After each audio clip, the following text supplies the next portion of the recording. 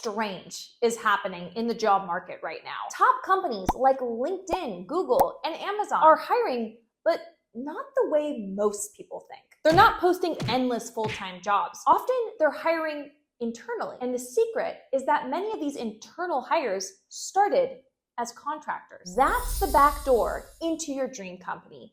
And no one is talking about it. So if you've been job searching the old-fashioned way, cold applying, chasing full-time listings, getting ghosted, you need to hear this, because the people who understand this strategy have a massive edge right now. And today I am going to show you exactly how it works. I have a front row seat to today's job market by helping my clients land these roles, such as Ariana. And I ended up landing a contract role at LinkedIn. I am making almost 35% more of income, which I never thought was possible as a contractor, to be honest. I kind of always had one way of looking for my next opportunity, but it was an awesome way to also get in. Let's dive into the strategies that Ariana used. First, you have to understand that companies are scared to hire right now. The amount of headcount teams used to enjoy has shrunk. Now there is an added pressure to really make sure they're hiring the right person. So you may have noticed the hiring process feeling more and more like a circus with hoops for you to jump through. There are trial periods, contract to hire, projects and tests, and obscenely long interview processes. In an employer's market, a company doesn't have to put a ring on it right away. They can wait to be sure about you. And so many people go through interview processes to hear that they were beaten out by an internal hire. Ugh. So let's play their game. Get the contract role and then be that internal hire.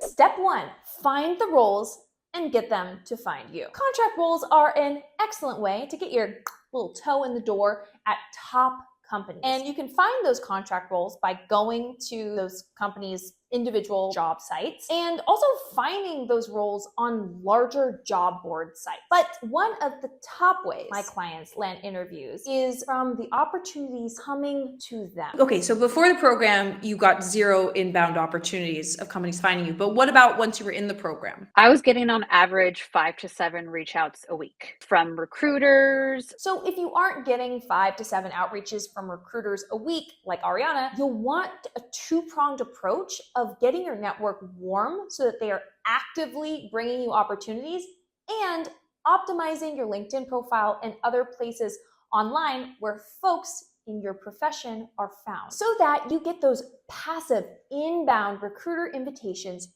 to interview. When I talk about reversing the search in my book, this is one of the ways you can do it. So let's give your LinkedIn profile a quick spiff up. There are hot points on your LinkedIn profile that get job opportunities to come to you, and they are not what you think, such as it is not your about section. Your about section is not very important.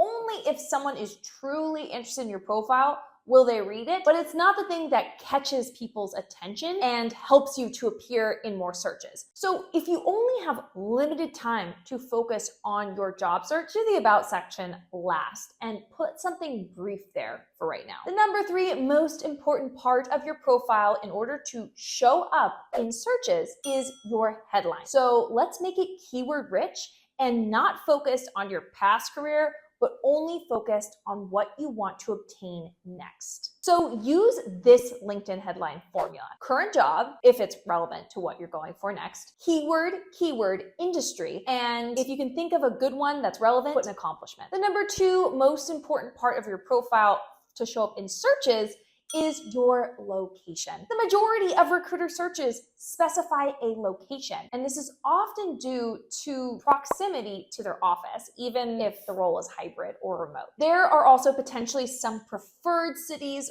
or states or countries that they want to hire from. So make sure that you have the city you want to work in or relocate to as your setting on your profile. And finally, the number one most important part of your profile is your current job title for you to show up in more searches. It's really important that you have a current title. Even if your most recent role ended, there's a lot of ways you can do that. You can even simply leave your most recent role active and just update it once you land your next opportunity. One thing I do with my clients is I review their most recent job title to understand if it's translated to your average recruiter. So many of us have job titles that make sense internally in the business, but are not highly searchable. So it's important to translate your title so that the reader understands what you actually did and connects it to your next career step. I'll share a free LinkedIn profile checklist below to help.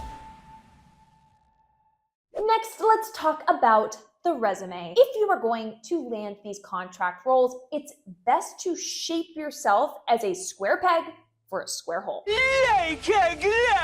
That means be super in line with the qualification. Even if you're a career changer, you can do this. I teach people how to do this all the time. Essentially, the best strategy is to start with the job description and then build your resume back from that. Because what so many people do is that they start with their accomplishments and then have the resume reflect that, which is not actually persuasive because you're presenting distracting information often. Okay, there's so much more to say on this topic, so I'll go ahead and link a resume revamp masterclass below if you need further help on this. One thing you find when looking to obtain these mid to high six-figure jobs, so many of the hires come from relationships and referrals because hiring is higher stakes. Not only is the company paying more for these roles, but these people have quite a bit of responsibility. So there's plenty of room for them to screw it all up. And let me tell you right now, companies are completely overwhelmed with applications. Many candidates are submitting using AI tools. So many employers are just burned out from reading applications of folks who don't even actually want the specific job and aren't qualified for it. The sentence that will get you more job interviews that you can put in your cover letter or your outreach to a hiring manager is to find people who work at the company you want to work at on LinkedIn. Next, find someone who has something in common with you who works there, such as you've lived in the same city, you've volunteered for the same nonprofit, those types of things. Reach out to them, mentioning the thing that you have in common, and then ask them if they like working at their company. Even if they reply with a simple comment like, "I like it," that is all you need. Now, in your cover letter and in your email to the hiring manager, your very first line is going to say name of the contact, your name of the contact's job title, said great things about company name. So I knew I wanted to apply for the job title position. That is just one of the many strategies I teach people to instantly stand out among other people. Then you'll land the interview and don't make the mistakes that Ariana made before she got coaching. So first thing was prepping. I previously only thought, oh, they're going to ask me, XYZ questions, the typical questions, and I should just know my answers. Now I actually have the template. So I have a whole prep system now. The right preparation can completely transform your confidence and the likelihood that you'll land the offer. What's important to know is that contractors are often hired as more of a specialist. So even if you have a diverse set of skills, I want you to only speak to the precise examples and accomplishments that are relevant to what they're looking for in that interview. Bring in some work samples that also show that you can do the work so that they feel like it's a sure thing that you are going to be a top performer if they hire you. There are a lot of strategies that I could share here that will improve your interviews, and it does depend on which of the 6 offer blockers you have. So I put together a free Unshakable Interviews masterclass to give you the right strategies for your situation. I'll link that below. Once you're in the contract job, make sure that you tell your manager that you would like to get a full-time offer. You may think that they'll automatically think of you when a full-time job opens up, but that is not necessarily the case. You actually need to tell your manager your goals, such as, I think about this client I was once coaching, and she told me that she was disappointed that her manager didn't nominate her for an emerging leadership program at her company. And I asked her, did you tell him you wanted to be nominated? And she said, no, but I thought he'd want to. And I had her go have a conversation with him. She explained to him that that was something she really wanted, and he was elated. He said, oh my gosh, yes, you would be perfect. I would love to nominate you. It's because he didn't realize that's what she wanted. He wasn't thinking of her. And it just goes to show how little people are thinking about what our wants and needs are, and we really need to vocalize it. Once inside the company as a contractor, you need an internal visibility campaign. This includes setting up meeting with people outside of your direct manager so that they get to know you and understand how you could be helpful to them. Then you need to work loudly. Send update emails to stakeholders to keep them in the loop of what you're working on. Celebrate in meetings and on instant messenger when something goes well, a client or a coworker compliments your work, any of that. Leaders love to hear wins. That actually reflects well on them. So work the only way a jackhammer knows how, loudly.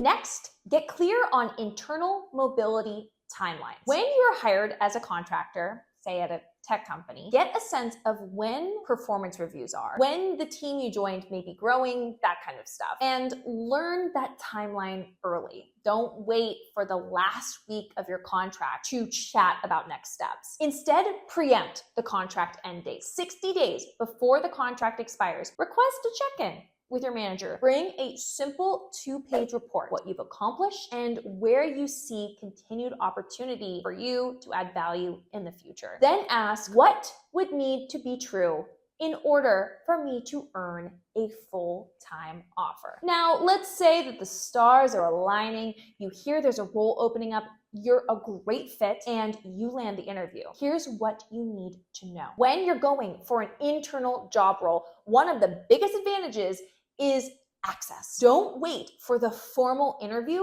for it to be the first time that you talk to the team. Set up some casual chats or informational interviews with the hiring manager and the teammates ahead of time. If you're serious about moving into their department, it just makes sense to show up early and learn more about what they're working on. But fair warning, these informal meetings still require prep. A messy informational interview could work against you if you're not ready with thoughtful questions or clear intentions. Now, once the actual interview for an internal job is on the books, don't assume your internal status guarantees you the job. I have seen amazing employees stumble because they thought that their tenure or track record would automatically get them the job. The truth is, your work doesn't speak for itself. You've still got to show up with a strong case for why you are the best person for the role. It's easy to breeze through your past experience when you're interviewing for another role at your current employer because you think, well, they already know this. But trust me, people are just out here trying to survive their 8th Zoom meeting of the day. Don't count on them remembering your highlight reel. Walk them through your accomplishments like you're an external candidate and make it easy for them to see you as a fit. You can even say,